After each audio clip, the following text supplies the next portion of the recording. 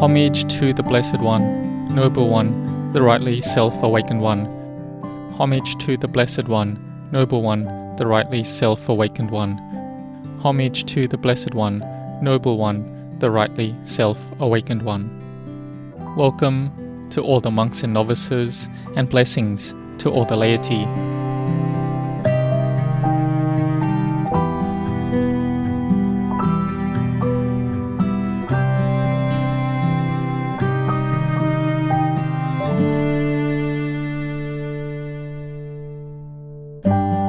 Today we learn about a Dhamma topic, which is a teaching of the Buddha. The Lord Buddha, he was one imbued with boundless kindness and compassion. Here the Buddha was the supreme teacher in this world, with no one greater than him. Being like this, the Buddha had the course of thought of whom he should respect, because it is painful to dwell without reverence and deference. The Buddha thought of what ascetic or Brahman can I honor, respect, and dwell in dependence on. Then it occurred to the Buddha, if my sila, virtuous behavior, were incomplete, for the sake of completing it, I would honor, respect, and dwell in dependence on another ascetic or Brahman.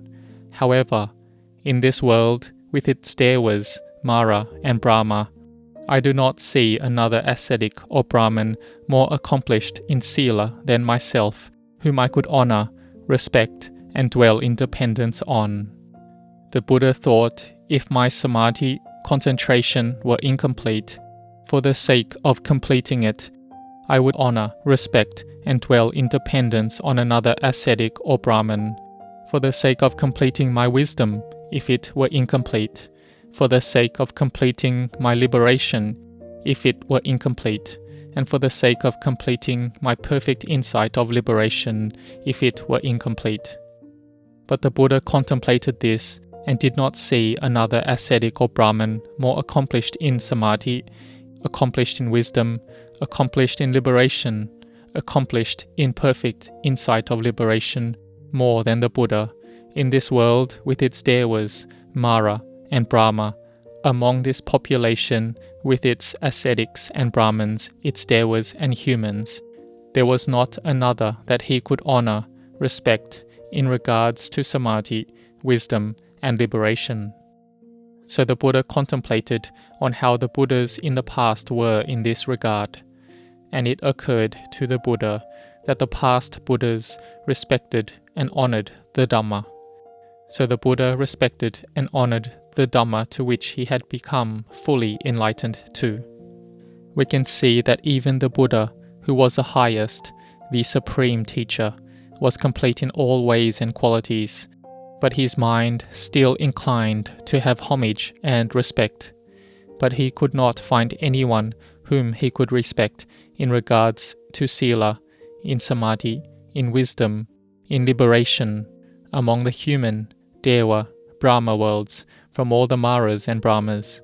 He could not find any individual.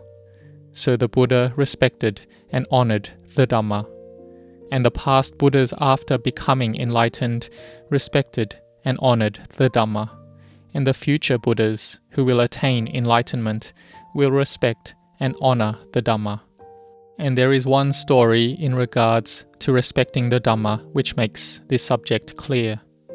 There was on one occasion in the late afternoon when the Buddha came out of retreat and went to the assembly hall.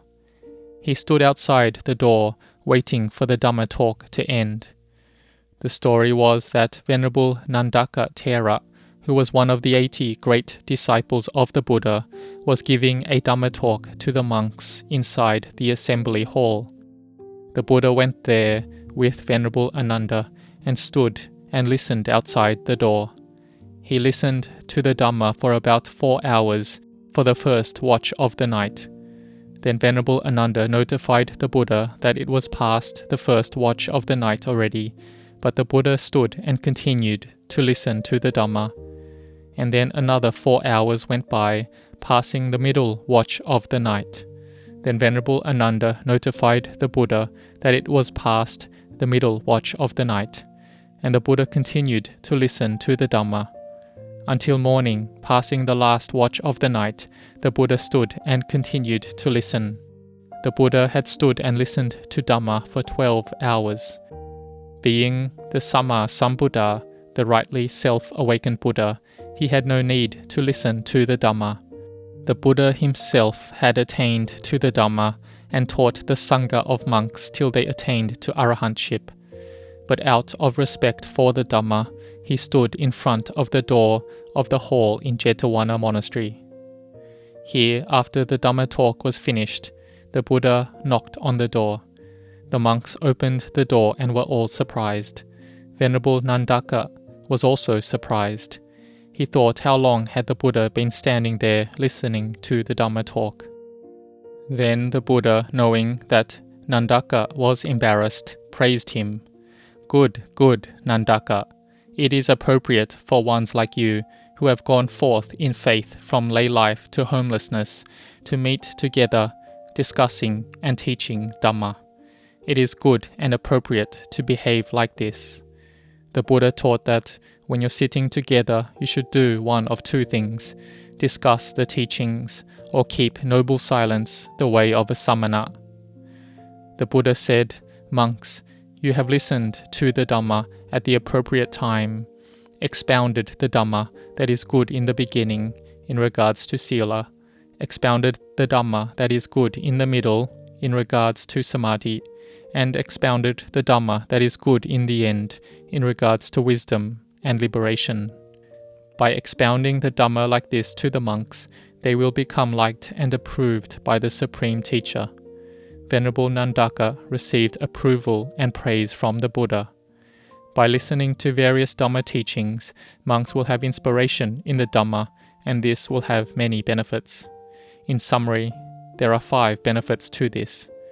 A monk teaches the monks the Dhamma, and they become liked and approved by the Supreme Teacher.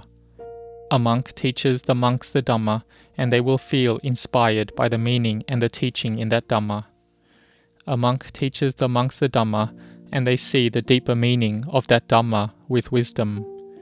A monk teaches the monks the Dhamma, and their spiritual companions regard them more highly, thinking, "For sure, this venerable has attained or will attain."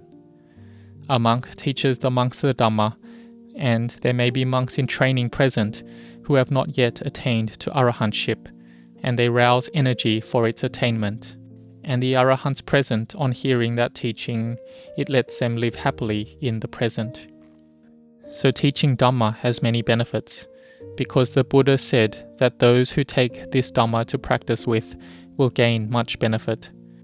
And Dhamma has 2 aspects: the Dhamma that is meritorious, and the Dhamma that is demeritorious. Those who practice the Dhamma that is demeritorious will lead that person to the lower realms, the hell, ghost, asura and animal realms that have suffering and misery, cycling through birth and death there. But it's a cycling of birth and death in the lower realms than humans. They lose the chance to see and know the Dhamma, and to rise beyond the hell, ghost, asura and animal realms is difficult.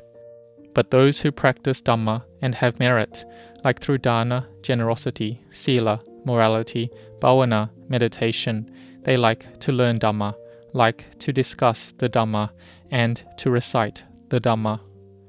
They chant and meditate, chanting the praises of the virtues of the Buddha, Dhamma, Sangha. If we praise the virtues of the Dhamma, we chant Swakato Bhagavata Dhammo, Sanditiko, Akaliko, Ehipasiko, O Panayiko, Pachatang Veditapo Vinyuhi. And we should already understand its meaning of this, that the Dhamma is well expounded by the Buddha. We contemplate it, and the mind can become peaceful.